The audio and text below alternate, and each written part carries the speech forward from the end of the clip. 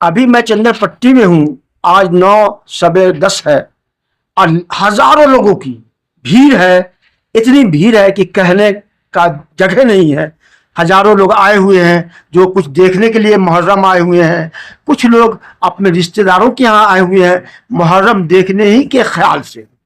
ऐसे हालत में यहाँ पानी का व्यवस्था होना चाहिए था, एक क्लिनिक होना चाहिए था, छोटी मोटी सरकार की मदद होनी चाहिए थी। यहाँ कुछ नजर नहीं आ रहा। चंदन पट्टी के सामिक जाफरी साहब है, जो इस्लामिक स्कॉलर भी हैं, उनसे मैं जानना चाहता हूँ कि जब इतनी भीड़ जमा होती है तो आज़ादाराने चंदन पट्टी ने तो पानी की व्यवस्था की है, लेकिन सरकार ने 2-4 पुलिस जो नजर आ रही है, इससे ज्यादा कुछ नजर नहीं आ रही है। अगर कुछ अनहोनी हो जाए, कोई गस खा के गिर जाए, गर्मी भी काफी है, तो ऐसे में सामिक जाफरी का क्या कहना है? सरकार से वो क्या रखते थे और क्या सरकार ने दिया या नहीं दिया, इस पर छोटी सा बैठ चाहते हैं सामिक जाफरी साहब से। देखिए, हमारे यहाँ ये जो आज़ादारी बाज़ाब्ता हो रही है वो तकरीबन 200-250 साल से है। और इसका आविष्कार जो है चंदन पट्टी में हमारे ख़ानदान से हुई है। और वो मजलिस आज भी हमारे यहाँ 2 घरों में हो रही है, जिसको एक सैयद अली मूसा कर रहे हैं और एक हम लोग कर रहे हैं। हमारे यहाँ मजलिस 2 हिस्सों में बढ़ गई है, एक हमारे यहाँ होती है, एक हमारे छोटे चचा के यहाँ होती है, और इसके अलावा बहुत सी मजलिसें होती हैं।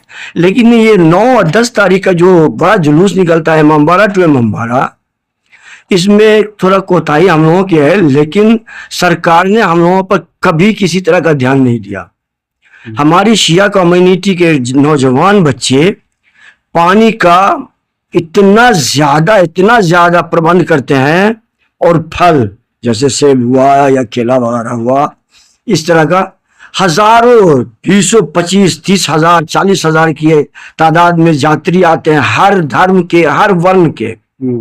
अब उसको कंट्रोल करना हम लोगों के बस में नहीं, इसलिए कि हम लोगों तो अपना हवास खोया रहता है। मौला के गम में हम लोग नौहा मातम करके खुद ही बेकाबू रहते हैं, लेकिन हमारे नौजवान इसको संभालते हैं।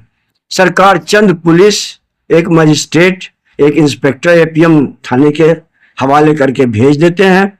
वो भी अपना किसी तरह से, यानी न एम्बुलेंस का इंतजाम होता है, न कोई मेडिकल फर्स्ट एड का इंतजाम होता है।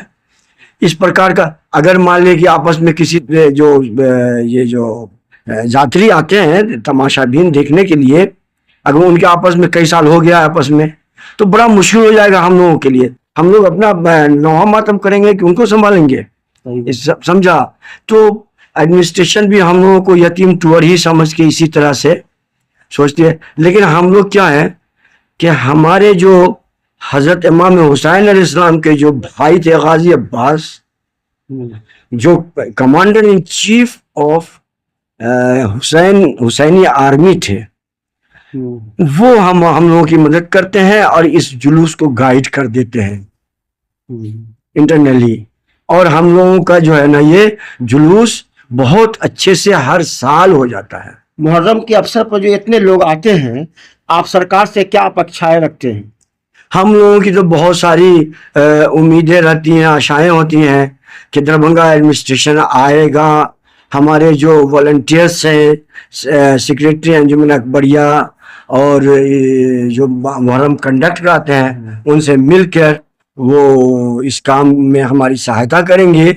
लेकिन जिस प्रकार की सहायता होनी चाहिए, हमने आपसे कहा ना कि वो चंद पुलिस के अमले होते हैं, बस वो हमारे साथ होते हैं, और वो भी, उनको भी इस बात का विश्वास होता है कि कुछ होने वाला नहीं, इसलिए वो भी बेफिक्र होते हैं।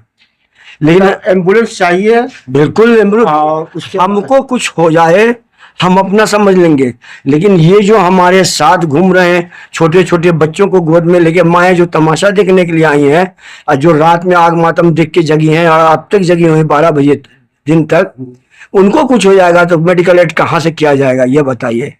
इसलिए हमको तो बहुत ज़रूरत है कि कम से कम 9 मुहर्रम से लेकर 10 मुहर्रम तक एम्बुलेंस हो, मेडिकल फर्स्ट एड का इंतज़ाम हो, सिक्योरिटी ऐसी हो कि जिससे हम ही नहीं, हमारे साथ जो यात्री घूम रहे हैं, मूवमेंट कर रहे हैं प्रोसेशन में, उनकी भी मतलब कि सही सही सिक्योरिटी होनी चाहिए। चंदन पट्टी के सीओ का ये मांग है कि प्रशासन खासकर 9 और 10 मुहर्रम को थोड़ा ध्यान दे और पुलिस बल की थोड़ी बढ़ोतरी करे और कम से कम एक एम्बुलेंस और मेडिकल फर्स्ट किट की व्यवस्था की जाए। काहे कि हजारों लोग आते हैं और उनके लिए सरकार कोई व्यवस्था नहीं करती है। ये बहुत दुख की बात है। सरकार से चंदन पट्टी की जनता ये मांग करती है कि कुछ न कुछ ध्यान दिया जाए।